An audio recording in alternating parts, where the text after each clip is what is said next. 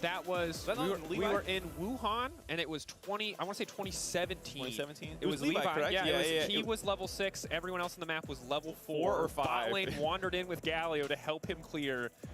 Big mistake.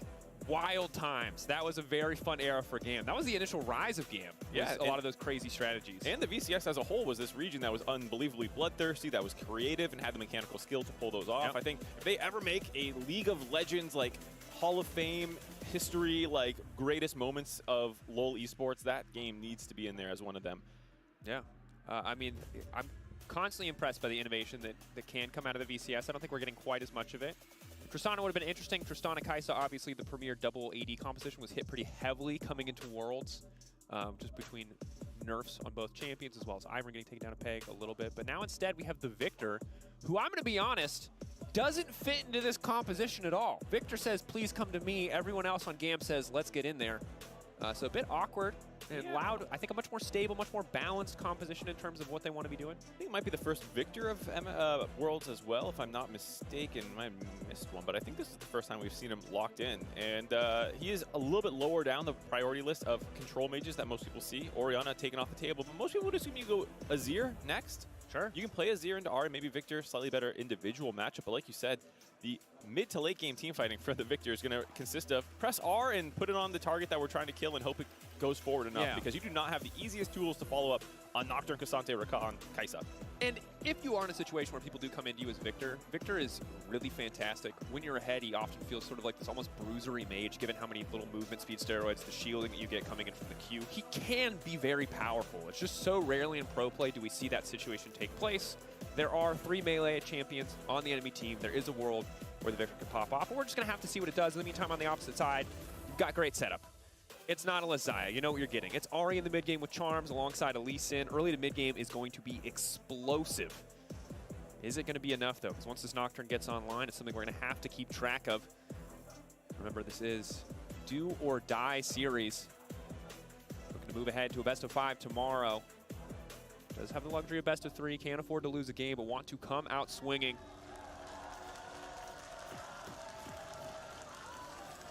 Elimination day, game 1.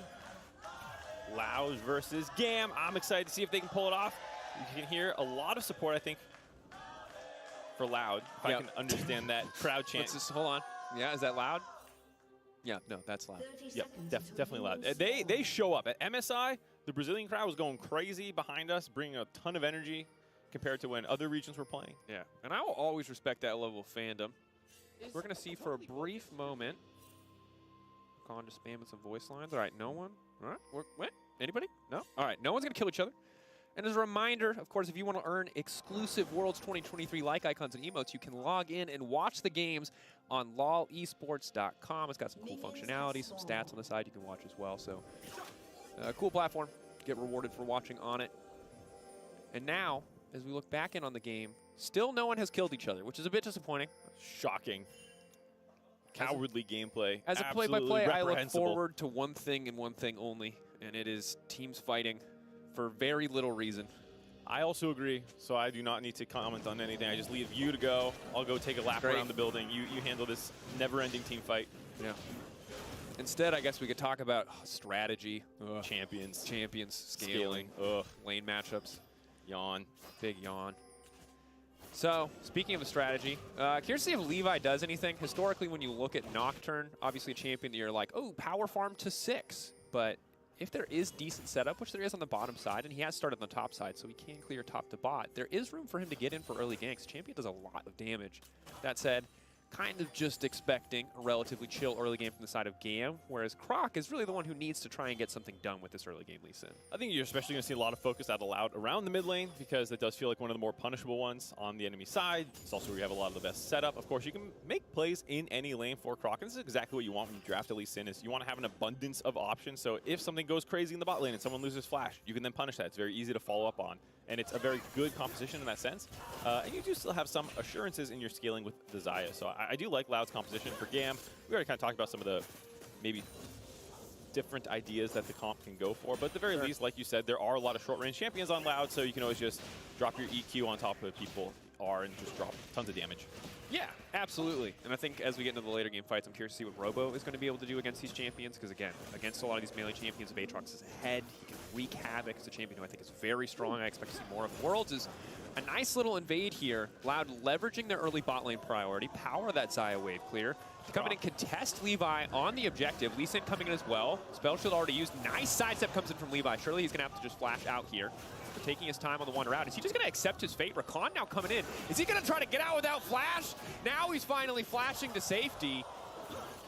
The patience pays off. I think if he flashes over the wall, it's easy for Croc to flash follow and confirm the kill anyway. So very good patience coming in from Living. Yeah, it would have been a big panic flash if you just go over the wall, like you said, easy to fall. So it takes a little bit of greedy time to kite back the other way, and he was able to do that without burning other sums from his bot lane. I was worried that's going to be one of those spillover plays where you're like, save me, and everyone commits everything, saving Private Ryan, then suddenly Pallet's losing his flash and stuff like that. But they're able to get out.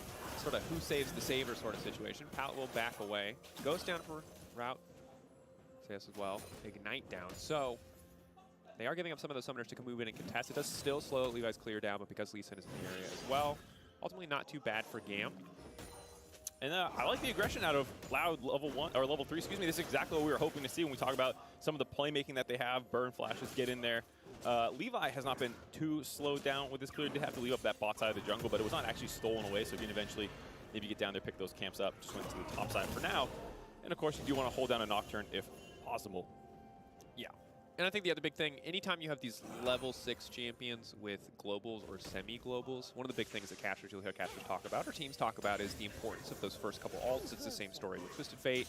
It was the same story with Pantheon, although less so last time we saw him in the meta. But those first ults are really impactful because the cooldown is so damn long. If you don't get something out of it, this ult that you worked to for so much of the early game, amounting to nothing, just makes the champion feel completely worthless. So again, tracking the Nocturne, tracking that level 6, but Loud get lane prio again. This time, knowing that they are safe to do so, walk in, they take the camp away. So now, Nocturne, a camp behind with no new camp to be replaced. We'll have to invade if he wants to get some of that back.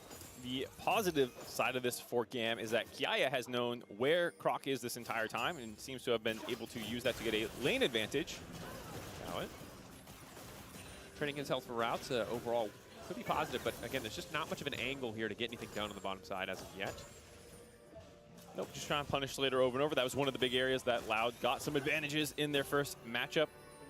Punishing Slater, who had a very off series, hopefully going to have a better one this time around, because people might not remember from day one, Gam got a Baron, Gam should have won that game, and then they got really greedy with it, pushing in on the bot side of the map where it got turned around. So hopefully they have learned their lesson and will come with a little bit more reserve play if they do get big advantages. Yeah, and I will say for the VCS as a whole, it was a wild playoff run. I think Goldberg has already mentioned Team Secret, but there were so many games in their playoffs that were decided by big Baron flips, ultimately. And that's something that's going to count against them, is now Robo forced to flash out to safety. Excellent play from Kiaya thus far. Howdy. Trying to get out, trying to sidestep, but they're just taking their time. Wait for the charm. Easiest first blood setup ever. Victor just accepting, getting walked down slowly but surely. Yeah, Tinone's just dashing at his face, forcing him to make a play, and eventually the flash comes out trying to predict the charm that Tinone's never threw until it was too late. And using that mobility to hop on top of him, the wave was not in a good spot. The fact that you could dash 3 times and still not be under the enemy turret means that Gotti might have been a little too far pushed forward. Yeah. And that's frustrating. Obviously, you just want to get as much of that early CS as possible, as well as, I mean, honestly, hopefully an assist or two, just to snowball, just to get those early Victor augments. So falling behind early, again, it's a control mage. You know it's fine. It's okay if it falls behind a little bit, but going to make it that much harder for Gam to really do anything meaningful in bigger fights, and certainly going to affect a potential 3v3 topside. Herald, 1 minute and 4 seconds, counting down until that will be up. And right now, with the pressure that Loud have on the map, it should be easy pickings unless Gam want to try and force the 3v3.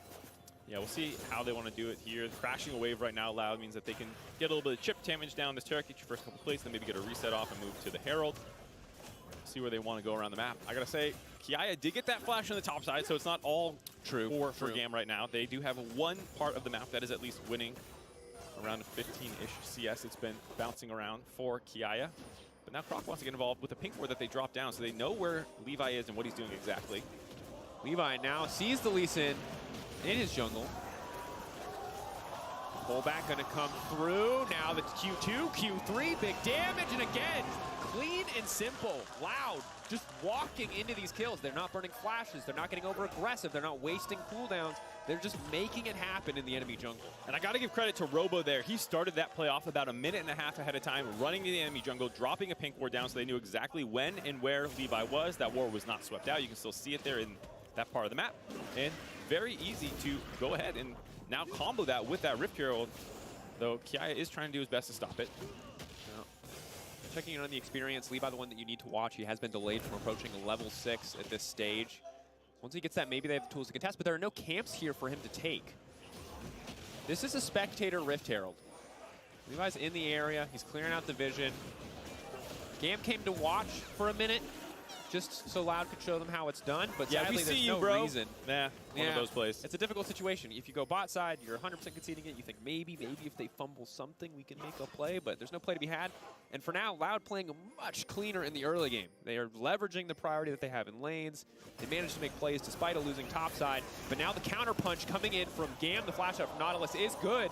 Oh. And ultimately, first Nocturnal traded for a Nautilus flash is a damn good deal for Loud. And Levi actually burned his flash there as well. Looked like he was trying to prediction flash over the wall to get the fear on Nautilus, or was maybe trying to flash to the other side of the Nautilus for the fear to push him further up the lane. Either way, though, the fear was not that close to going off. Nautilus gets the wall, gets the flash out. So Zeosh not just eating Levi's ultimate there, but getting his flash out as well. And like you said, you hear casters talk about it. I'm going to do exactly that. You want? Tell me, Mark, when you have a global or semi-global champion, Dracos, You want it to go well. It's a long cooldown on that ultimate. And now he's going to have to wait for it to come back up before he can do anything. And often in the past when Nocturne was popular, you would see them rush Lucidity boots just so they could have it up before their first ult for that nice chunk of ability haste. Levi has no such luxury. It's going to be a year, 2 years maybe. He'll have children. They'll be working their way into preschool by the time we see another ult. Maybe even kindergarten. It's going to be quite some time before we see that ultimate up and available. As Board Drinker coming out for Lee Sin on the opposite side. This is bad. Again, it's only a 1.3k gold difference at this stage of the game, but Gam can't do anything. No, not really. Like, maybe you can go to Kiaya's lane and get some advantage there. And it is, of course, nice to have your Cassante winning, you know, but he's not going to be as powerful as Route, who's just free farming the bot lane, grabbing turret plates just for existing and having shoved, basically, and winning lane phase against Slater for the second series in a row. Slater has to be careful here. Chaos going in the hook. Now Tinounce with the follow-up. Dash out to safety. Fancy. Oh, Tinounce! Taking down Slater. It must be Rain and Blood on the bottom side. Caught next on the menu, but he manages to get down a nice gravity field. Locking up 3. Good damage back onto Tinounce. Trying slowly but surely to cut through the R, and he's going to get him. The max range death laser. He might be a little early on the spell shoot. It might not matter, however. He's trying to use him as a hook out to safety. Croc committing to the play. He's got the War Drinkers available as well. He wants to finish it, but again, the gravity field. Cotty, W after W. He's taking his time, 1.5 seconds, but he's got all the time he needs. They're stunned every single time. Robo gonna get some plates back, but nice counterpunch from Gam. Making it work. We were doubting the Victor a little bit in the draft if it was going to come through. And if there's a turret dive that you can teleport into and help turn around, that's going to come up big. Getting those 2 kills, he is a very strong scaling champion who might be able to stuff these dives from Loud if they keep coming in. That was a nice turnaround there. Did cost a lot of resources, though, out of Gam, giving Robo some free time to catch up in the top side of the map. Still a pretty net even play at the end of the day. Yeah, but it's little moments like that that we need to see more of, at least punishing some of the more aggressive plays from Loud. Respect to Loud for trying to snowball their advantage, and clean play initially from Tinounce, but Gam making sure to punish, making sure that it just doesn't get too out of control. If you do not get those counter kills there, I think the entire game just starts to fall apart. We're only 12 minutes in. Plates are still on the table, and I just feel like any mistakes you make as Gam are going to be incredibly costly. Yeah, I think one of the biggest things when looking at professional League of Legends is for the backbreaker play, the thing that fully breaks the game open, where you can no longer contest anything except for when people make a big mistake. It would be the Dame Aelin to Lororican backbreaker. Yeah, that was one of those the real plays. ones who get that reference. Yeah, you're a real one. That was one of those plays where if you don't get those cleanup kills and you just dive the bot lane, get a bunch of kills, and then break turret bot lane completely open, suddenly Gam has no place to make the rest of the map. And the fact that the Victor does get 2 kills keeps them somewhat relevant in this game, though still on the back foot. Yeah, and I think it's going to be important to track to see how Gam set up, if they can set up around these objectives, because that's when Victor's going to feel powerful. If they're wandering into objectives late, they're not going to be able to do a lot. Herald is going to charge here. Some nice money to have. Ulti coming out. We saw this play just a couple minutes ago. Robo once again able to make it out to safety. Pull back. Kiaya now going over for the follow-up. Knocks him down. The desk called it out. We see it come to life on the top side. Kiaya finding the solo kill. Yeah, Robo thought he was out, had his flash up, would have needed to flash the Q3 to get enough distance. That knockback keeping him in range for Kiaya to just go over the wall. Also had his flash. That's why you would need to flash the Q3 to get that extra distance. Not able to get it done, but Robo doing top lane things. Losing lane, winning game. We're chilling, absorbing pressure as we get the dragon. Yeah. Ooh, this is a play we got to take a look back at. Watch Tinones here. This is what's sick nasty. Oosh! The Ari flash forward pull back on Q. Second part of it, very nice. Yeah. Here, kind of caught him in a rock and a hard place. He could have ran down, I thought, to get further away from Victor's gravity field. It does scale on speed based off distance from Victor, and so if you ran south there, but then you'd be just running into the waiting arms of the Cassante. Chose not to do that, and almost saved Levi there. Not able to get it done. Back to live. Lockup coming in. How it locked up. They've got too much damage, but Rakan got a stopwatch. Is going to be enough. He is able to make it out to safety. Well played by Pal to survive. Forced to burn an important cooldown. Manages to walk away with his life. That said, the tower, are they going to have enough tools to protect it? And again, we're in a situation where Kiaya forced to come bot lane to protect the play, and Robo, the one who benefits. Robo, the one who's going to get some time alone on the top side with this tower. Yeah, you look at the CSD at 14, suddenly, hey, pretty even lane phase, guys.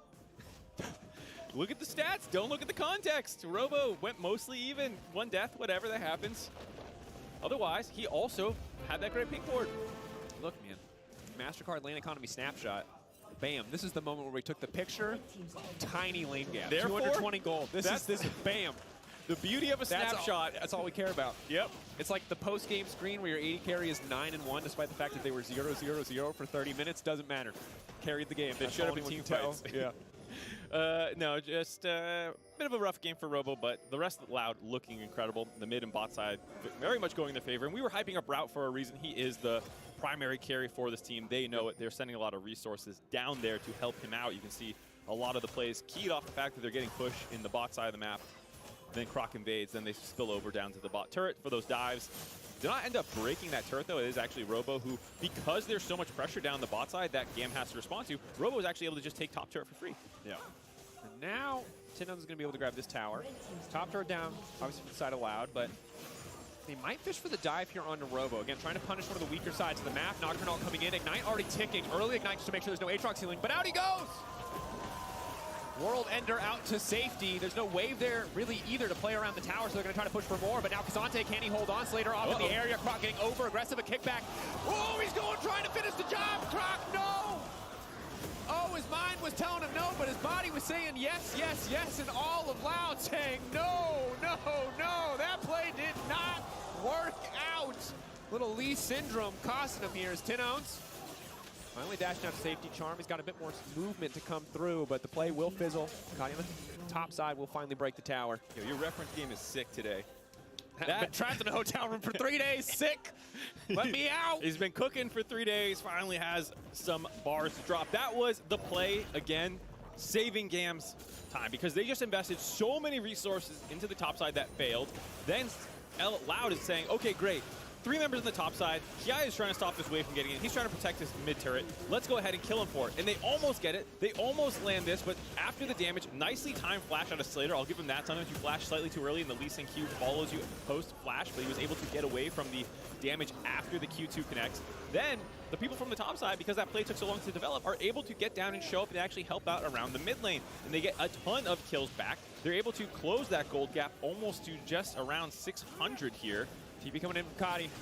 Gam looking to further cement their advantage after that positive play. Again, the gold, very small difference at this stage of the game. Robo stepping forward. Infernal Chain's going to be avoided. Yeah, strong. Just going to step in, pull the Lee Sin back. They're going to try to one-shot the jungler as quickly as possible. Croc had a fantastic early game. But now he's just getting knocked down. Pallet flash out to safety. He's safe for now. Robo getting pulled back. Tinone's waiting over the wall. They can't quite find the angle. Nocturne going in. Feathers are going to fly. Levi needs to be flawless with spell shield timing, but he's not even going to get the opportunity. Levi finding one, another coming through. Robo getting pulled over the wall by Kiaya in the fights. Gam is monstering Loud. They have finally grabbed a gold lead back at that Rift Herald fight. Gam take the lead in the game. They have pressure on the tail end of that. Starting their scaling online. Caddy up to 4-1-1. But the start of this play, the fact that he's zoning the bot side from being able to collapse. So it's a 4v3, and Kiaya says, great, I'm charging in there. He gets the double flip back on Q3, allowing Croc to be the first target that they melt. Finally, the bot lane of Loud has caught up here, but the fight's already over, and Caddy just continues to threaten the backside of the fight. Robo has some heroics here. He starts kind of getting those resets that you see an Aatrox do. His health bar shoots right back up there, but just too little too late. Kiaya is still able to find the shutdown afterwards. And again, like you said, Levi on the other side of the fight, finishing off that back line. Yeah, and if you looked at the damage during that fight, about 3.6k Cody over the course of the fight, Kiaya at 2.6. Just crazy. Goal difference over time, obviously telling us the story of this game, powered by AWS. Right, I'm going to be honest. I was ready to just apologize to Croc. I said I was skeptical about his Lee Sin, and it was so good. And I just feel like that play on the mid lane, he got ahead of himself. And you talked about the backbreaker play. And I think that into that fight we just saw was the backbreaker play. Except Croc broke his own back. It's like he just jumped onto the other guy's knee. Or it's like when you have the guy right over the head and they do that weird spin thing down and they flip it around, suddenly you're flipping the other guy on his back. I don't know what that's called. I haven't watched enough WWE. Someone else can let us know. Stress is somewhere watching Stress, this. yeah, if you're watching, let us know. But that sucks for Loud because again, I felt like their early game was pretty immaculate this game. Yeah. Pressure across the board, clean ganks, simple plays. And then they tried to just get a little too fancy in the mid lane, gave away a bunch of kills, and then Gam came right back into it. And that's the thing about these VCS teams. You can't give them an inch. They will always go for the mile. They are down to scrap. And if you go for a dive, they're going to meet you there. They're going to contest that play. You can see time and time again, Gam are submitting resources. They're not the go to the other side of the map team. There are some teams, when they fall behind, they start trading objectives, they try and scale, they try and stay relevant. Gam, and generally speaking in the VCS, they are the scraps. They're ready to go, oh, you're going bot, we're going bot. We're going to cover that dive. And it puts a burden of mechanical execution on you to actually convert on those plays. And should you come up short, they will punish you. And that's how they got back in this game. They contested on the bot side, they kept it close. Mid lane, they finally flipped it around. Then here at the Rift Herald fight, third fight in a row, that Gam was able to come out on top. And Loud's comp is admittedly kind of difficult to play. If you're not landing charms, if you're not landing the kickbacks from Croc, if you're getting split in these fights and not assassinating someone out the gate, you're going to do less damage than Gam's composition, just fighting front to back kind of, and with their backline flying in. Yeah, and it's going to be tricky because ultimately, where are you using that Lee Sin kick? You know, who are you kicking? Where are you going to find that angle and that opportunity? It's difficult to find a meaningful impact. And Croc once again caught out here. Herald has been utilized. Ignite now ticking, just barely able to heal up. Nocturne ult coming in, but won't be able to find a target. Looks like he dropped out of vision just in time. Pal stepping forward, just maybe hoping to catch Croc out. Of course,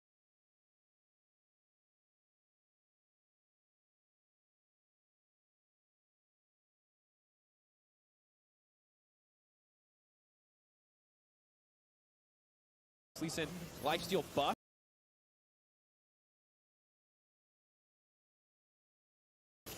Coming into World, so was able to heal up pretty quickly on the camp there, but mid lane tower broken open, and this is where the game starts to get a lot easier for Gam. Tino's fishing for these picks, and I think this is what Loud have to do to try to find a way back in. Yeah, I like Loud stepping forward here with the amount of resources that were kind of used to find the kill onto Croc. Multiple ultimates down, 4 of Quick Blades, Kraken Slayer build. There's been a lot of debate about the right Kai'Sa build. She's a champion that can kind of build anything, but of course, that doesn't mean it's optimal.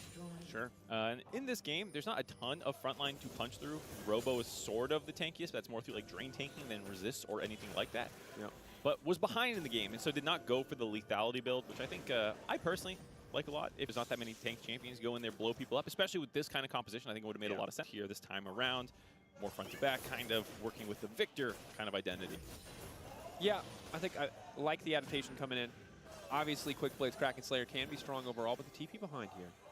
Gam looking to further press their advantage. A second TP now coming in. Nocturne to sow a little bit of chaos. Rakan immediately going in, but the feathers fly up, and so far the disengages come through. Caddy immediately going to try to flashback out from round. The entire team forced to disengage. It is Robo versus the world, and Robo's doing all right thus far. Kicked over the wall. Croc now re-engage coming in. Tino's one more charge left on the dash. Needs to get the kill, needs to get the resets. Robo on the backside, maybe he can do it. Tino's going forward, wants to find the kill, but again, despite all their efforts, Loud cannot find the angle, and it is all falling apart. They managed to get out, but they try to commit again. They try to turn it back in their favor. And at the end of the day, Gam stopped them in their tracks and set their sights on the Baron. Gam brute forced that fight, multiple teleports, the Nocturne ultimate, and honestly, Loud did a great job kiting that out. And there was a moment here where, again, we talk about the mechanical barrier of execution of this composition came up just short. Here, excellent ult out of Route to stay there. Make sure he doesn't get charmed up by the Rakan. They managed to kite this one out. Route's threatening the backside.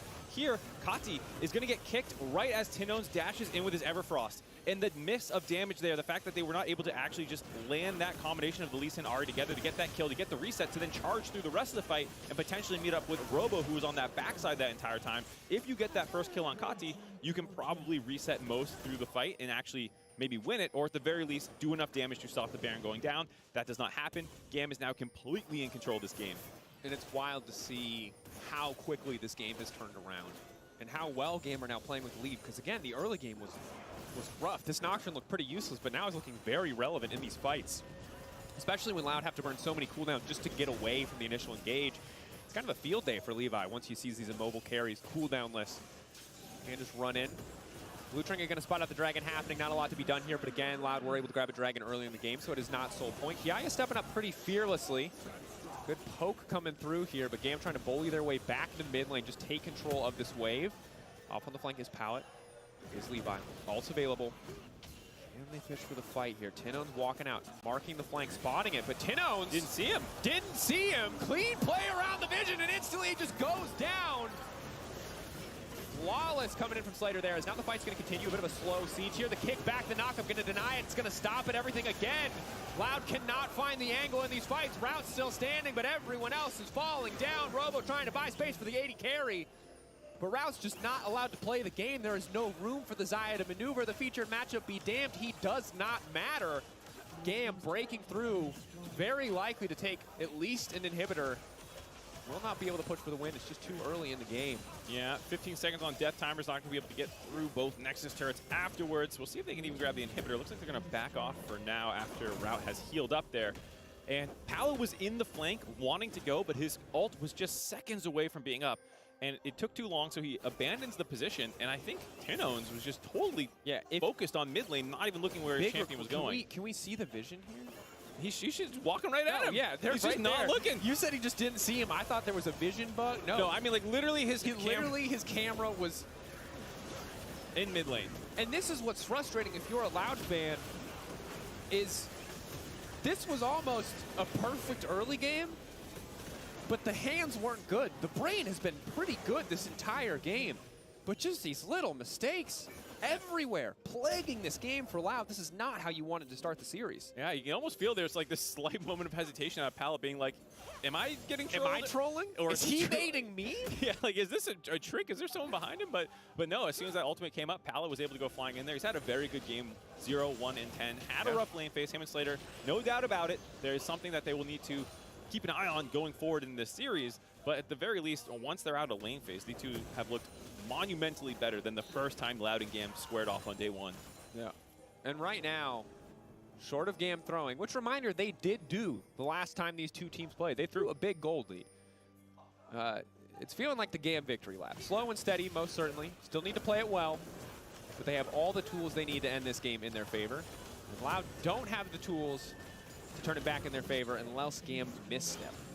That's the painful thing about this is their tools were at the sharpest in the early game. They were doing it pretty well, and then a couple just mechanical misplays over and over again leads to the point now where you're 7,000 gold down. They're starting to stack dragons on you. They got their first Baron, and now you're like... It's tough, man. Yeah. You're like, this is the finest Japanese steel blade. The greatest katana ever made. And you're like, so I hit him with the side of it, and you're like, no! The blunt side. You're bludgeoning damage. I just hit him right on the horizontal side where it's thickest. You're like, no, that is not how a sword how you wield works. that weapon, Please stop. No. Taking a look at itemization, I love the Anathema's chains. Yeah. I'm such a fan of this item. It's just so frustrating. And when you identify that Route is the only late game damage on the side of Loud, as well as their best player, get this thing that makes it really annoying should your fear go off. And I love... Also, double Abyssal, because your Victor is fed, is the greatest like high-five teamwork moment I've ever seen. Is it excessive? Arguably. I was going to say yes. Yes. Do you need two of the same aura for champions who don't really deal magic damage? No. Is that Victor going to burn through everyone on an enemy team despite building a kind of weird tanky hybrid build? Yeah. I feel like somehow people finally realized what Abyssal Mask did. It took so long. This item has been stupid for so... I just want to say, As a long-time Abyssal Mask enjoyer, it does not matter what I think. The fight now breaking out. Route just forced to retreat here. Gam bullying in, but again, Loud holding the line pretty well. Have enough major cooldowns been burned that they can re-engage? The answer is no, because they need Route's ulti to be safe in these exchanges. Yeah, lost the Ghost, lost the ultimate. They burned a number of cooldowns peeling back. It was nicely peeled, but you get nothing for it. The enemy team, without Baron, is still grouping up and taking turrets in front of your face by threatening these kinds of engages. Of course, they did burn their own ultimates. You know, Pallet has to wait for his to come up and whatnot, but they're still buying space on the map. They're getting wards down. They're grabbing objectives. And now Baron spawning in 20 seconds. You can see them going for the reset. A little slow, but they should be able to get back on the map in time. And in the meantime, Loud is having to chew through so much of this vision that was already placed down. Yeah.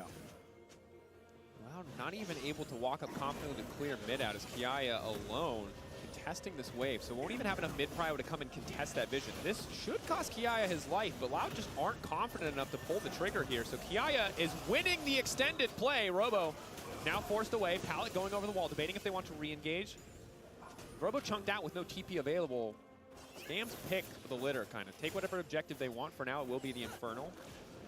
It does mean conceding some of their Baron vision, but they seem unaffected or unfazed by that problem. Yeah, they have a lot of tools to get in quickly should the enemy team try to start that Baron in a trade situation. Obviously, Levi on Nocturne can fly across the map. Same thing for Slater on Kaisa. So you just have Pallet running, zoning a little bit there by himself. The enemy team, or the rest of the team, burns down the Baron, then collapse if they need to. So nice little use of their potentially global abilities if they need to use them. Croc stepping up. There is some vision in the pit that is yet to be cleared by the side of Gam. Slater has Cleanse. Kadi has Azanias. It is very tough to start a fight and immediately win. You cannot just come up and sucker punch Gam. It is going to take some time. You're going to have to win the extended engage. And that's a situation where Gam are pretty heavily favored at this point, this kind of lead. Pallet once again on flanking duty, doing a good job trying to wheedle his way through the vision of Loud. Gonna get spot out on that pink ward. He goes a little bit further forward.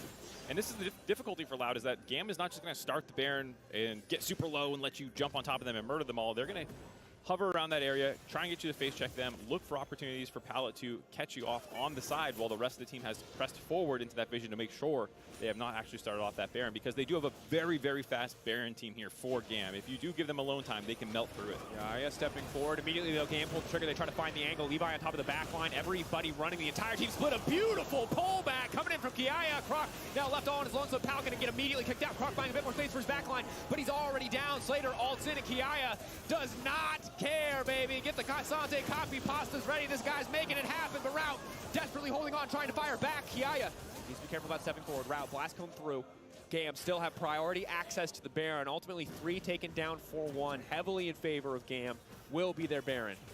Nice play out of Cam there, and Kati continues to come up big. The Victor that we were doubting in the draft, showing that he knows exactly what he's doing, able to go 8-2-8 on this champion, blow people up. It was his damage that Robo was like, okay, I got my gourd drink, I'm ready to try and heal through this. Oh my god, my health bar.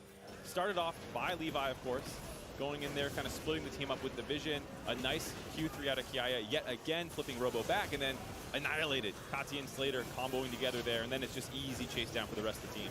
Yeah. And Loud are just spending this entire fight running. And Zaya runs pretty good. You see the feather setup here. You see the pullback. They are able to get one, at least slow Gam a little bit here, but Gam are so dominant now in these fights. Yeah, resetting on the map, got all their items completed. Grab mid lane inhibitor, group up on one of these side lanes. Feels pretty cut and paste for the end of this game now, unless there's a massive stumble around Nexus turrets. Red Bull Baron power play coming through. Feels more like Red Bull 20 minutes power play. I don't know. That one wasn't great. Sorry. It's all right. We'll workshop it in the break. We'll come back. Everyone, forget you heard that. Forget you heard that. That was going to be a work in banger progress material. We'll figure it out. 45 minutes from now. Figure it out. All right. They cannot commit to the recon because they don't want to risk it, which is the perfect place to be as a support.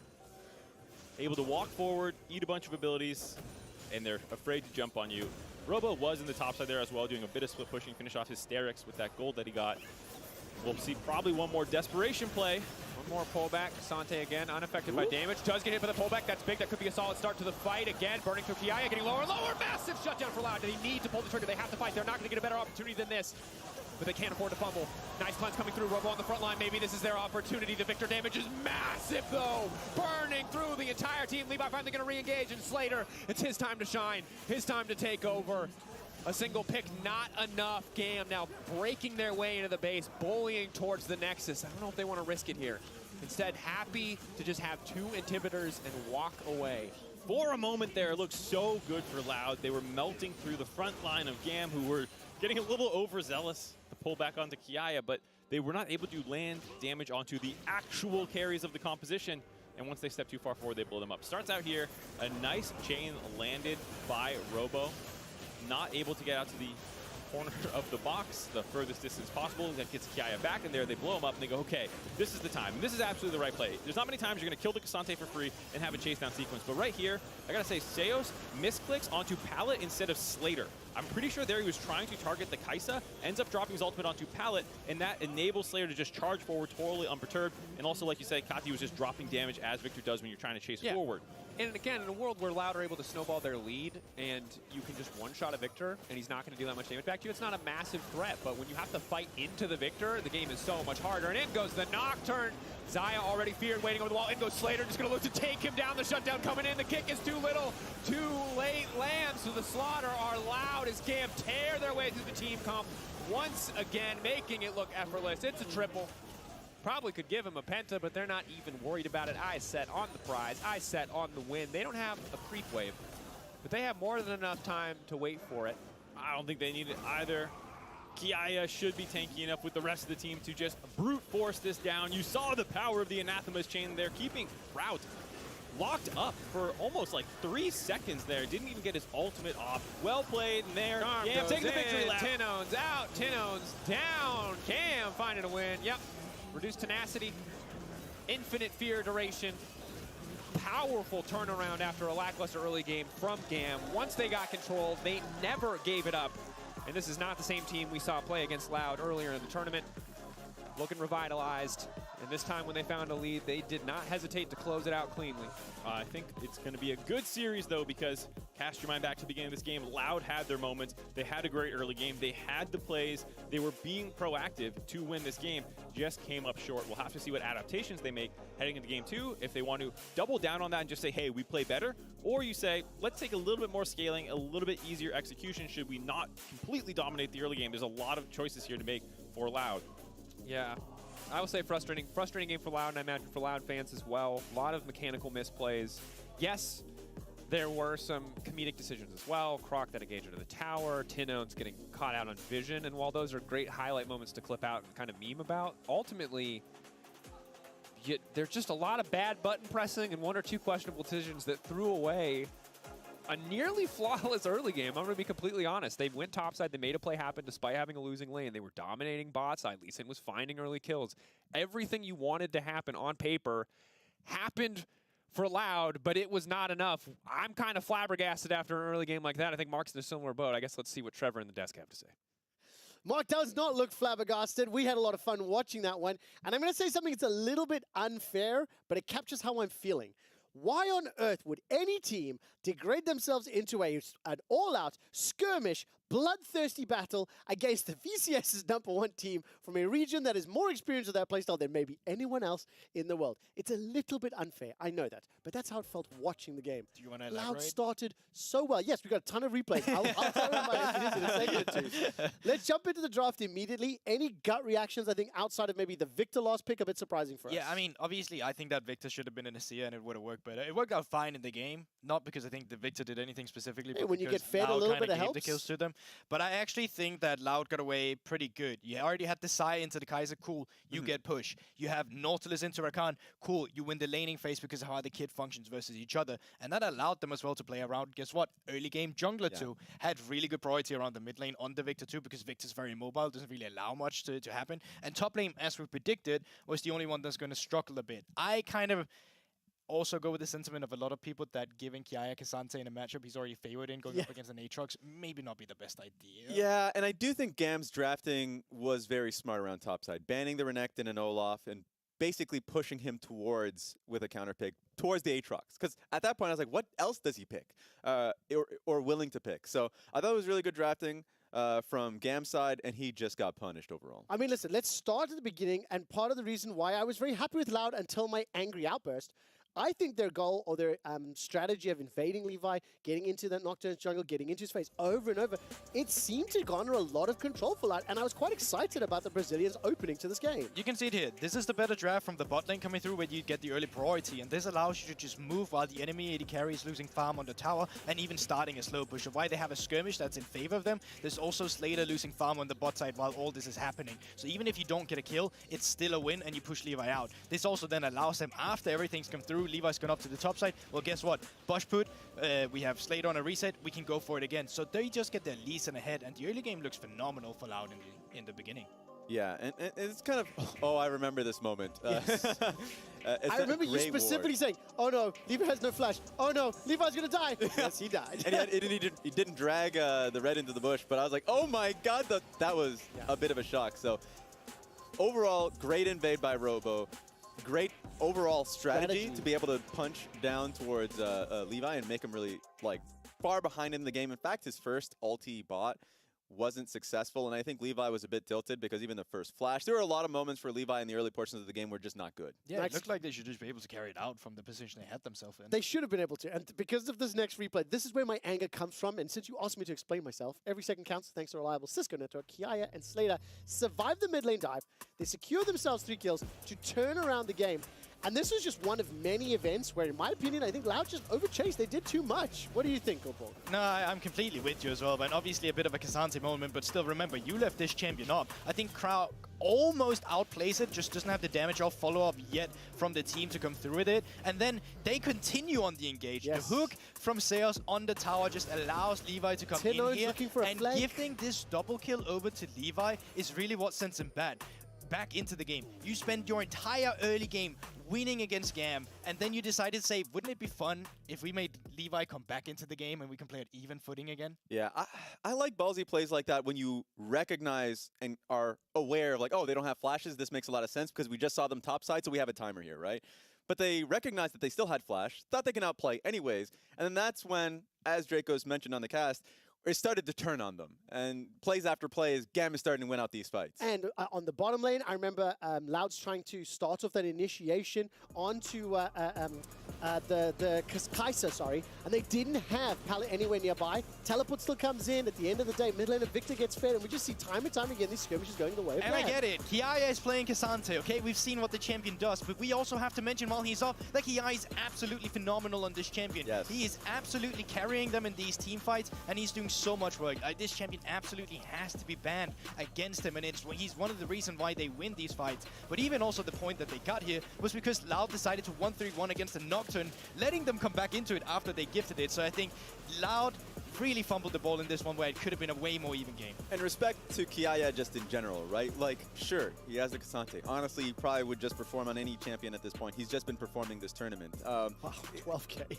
He was just so instrumental this game. The solo kill that he had top lane was 1 point. The 2-man knockup that he actually had multiple 2 to 3-man knockups. Yeah. A lot of it was assisted by Nocturne, but in general, I think Kiaya was able to find moments that were able to turn fights for his squad. So he was blessed with the fact that Croc made the initial mistake, and that Loud continued to make those mistakes to get him back into the game, or his team back into the game, but he was always there to begin with. And also, let's give a lot of credit to Gam. I obviously have been pretty negative on Loud. I was hoping for a little bit more after that such a strong early game. Gam, on the flip side, I think a lot of those skirmishes, they did play them well. Mechanically, they look better. I think Slater in particular, I came in with very low expectations, and let me not kid around. When you've got a K'Sante diving forward and a Nocturne diving forward, and then you pick your timing to when you use a Killer Instinct, it does make it simpler. But it was nice to see how much better he looked today coming up against Root in comparison to the last time. I also think it just shows that, you know, Slay doesn't have to need to be the carry. He just needs to not end into Route, so Route gets ahead with the game. And if you go even against him, we have the rest of the map that plays very well, so there's no pressure on Slater whatsoever, as long as he can stay even. Closing thoughts before we go to ad break. Loud have selected blue side, so just before we go to ad break and get ready for game number 2, final thoughts as we look ahead. Loud potentially on the precipice of being 2-0'd. I don't think they changed too much from the draft. I really like the Xayah first pick, and I think the early game was really beneficial for them. So they keep doing that. It's how you structure mid-game. that needs to change for this team. We'll see if they can fix it or if they are eliminated right here, right now. As a reminder, if you missed any of the action, you can check out all the VODs and highlights of Worlds 2023 over at youtube.com/gaming. We'll be right back with game number 2, Do or Die for LLL.